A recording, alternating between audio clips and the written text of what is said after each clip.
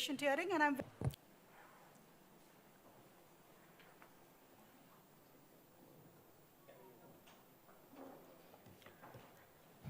Well, good evening, everybody, and a special thanks to the entire team IDEC and, of course, Dr. Unnikrishnan for being so courteous. And, of course, Sujay and Sinha sir. It was mind-boggling talk. Of course, the icing on the cake was Srini spoke on a very difficult topic. But Sujay, that was an awesome presentation. There's so much of, I would say, lucidity to such a dry topic that you got in. I was really truly mesmerized. And I thought that let us exchange a couple of sessions or let us cancel a couple of sessions and allow Sujay a couple of more sessions to continue. So that was my feeling was, right? So let us put hands together to Dr. Sujay Ghosh, please. Thank you very much. Beautiful it was. And of course, Dr. Sinha also has set a stage where immunity starts playing a trick. And what better experience that we all had rather, when we all managed our COVID patients, where probably rather than a viral disease, it was an absolute immune blizzard which actually hit the society. And then people were wondering, and all kinds of ideas and thoughts were coming up. We were trying to find out the risk factors. Initially, if you remember, during the first year, Srini, we talked about, it is possible that the patients, those who are smokers, those who have got COPD or bronchial asthma patients, these are the patients who are most likely to suffer with a very severe COVID, but which was completely untrue. In fact, we have found out that smokers were protected. COPDs, those who are on with inhaled steroids were protected, right? And then came a good amount of publications, which started slowly establishing as the knowledge evolved, which still is evolving, that there are so many factors which determine the intensity of the COVID and the COVID-related outcomes in various comorbid conditions. And one such is on your screen is obesity, where you can see that the hazard ratio is nearly 6 times higher. And we all know that obesity is a pandemic. So let's talk about this bidirectional relationship between COVID and obesity when these two pandemics have collided, how it has really impacted all of us. According to me, COVID and obesity was a making of a perfect storm. It was a path of a perfect storm. There are a few disclosures that I have before I really deliberate on this topic, is this that let us understand that our COVID knowledge is still evolving. Don't think COVID as over. It can hit you back, and it still continues to teach us many things. And the discussions based are on the lot of data and publications which have come up. And I'll just give you a bird's eye view because it's a huge topic. Now, sir has already said that COVID and obesity is a bidirectional relationship. But one thing is for sure common, is a very high mortality and morbidity associated when these two combine together. So let's see first what obesity does to COVID and how obesity treats COVID. And it's not a rocket science. Now we all are very well aware that the moment somebody is obese and the BMI is more than 35, the chances of hospitalization and the related complications, including the invasive ventilations, are technically nearly 6 to 7 times higher. And there's a good UK data which has been published, where you can see that the chance of these patients getting hospitalized because of the COVID-related complication goes up by around 2.5 times. The chances of getting admitted into the intensive care becomes more than 4 times higher. And the chances of being on the mechanical ventilation is nearly 6.5 times higher. So that is the impact of COVID. And it was not just true in adults, but it was true in the French studies related to obese children. And not only that, COVID and obesity also increases the hospital stay of the patients. And not only that, the chances of recovery or the delayed recovery is very, very high. So people living with obesity, they will have a very stormy course if they are hit by COVID, and a small COVID insult can really inflict a huge damage, which is obvious on this slide, where you can see that the chance of being just positive with COVID increases by nearly 50%. Hospitalization goes by around 115%. The intensive care need can go up to 75% up. And most importantly, the chance of dying is 48%. Now, if I say 48% or 50%, it may not really intensively hit you here. But what if I say that every second patient has a chance of higher mortality? Now, that is what COVID and obesity relation is. And they'll suffer longer, they'll develop more complications, and they'll stay long time in the hospitals. And remember that more the patients are bedridden, the chances of high mortality exponentially goes up. So the million-dollar question comes, why this association? Why this lethal association? Why these intertwined dragons, they prove to be so much mortal? And we all have seen, in fact, beautifully talked by Dr. Sinha, it's the relationship of immune story. But of course, obesity has its own challenges. We all are aware about it. Pulmonary challenges for sure, impaired pulmonary perfusion leading to hypervascularity and hyperviscosity leading to the COVID-associated coagulopathy. Along with it, the chances of, a proper ventilation goes down. The prone ventilation we talked about was not very adequately addressed.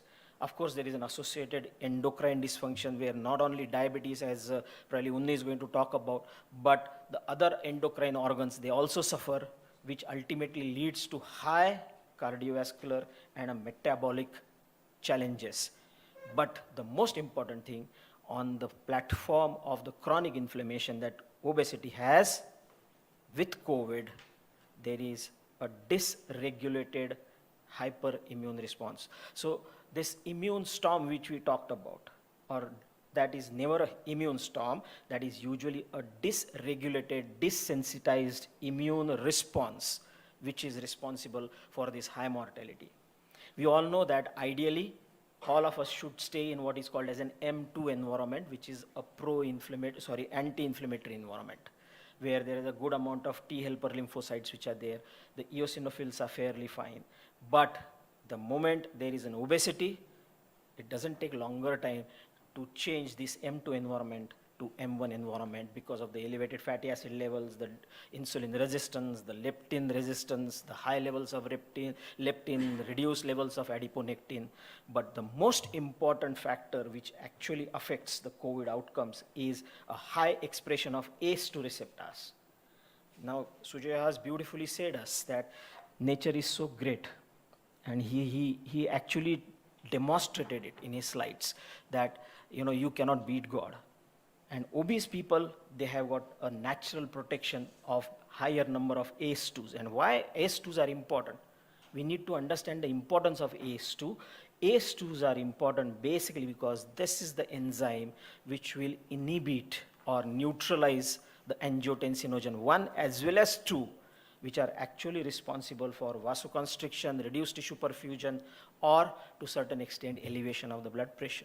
Now, this is how the RAS system works, and this is an inhibitory mechanism which protects. So a 1,9 angiotensinogen 2 gets converted into a 1,7 a protective angiotensinogen through the ACE2 receptors, and they are high in number.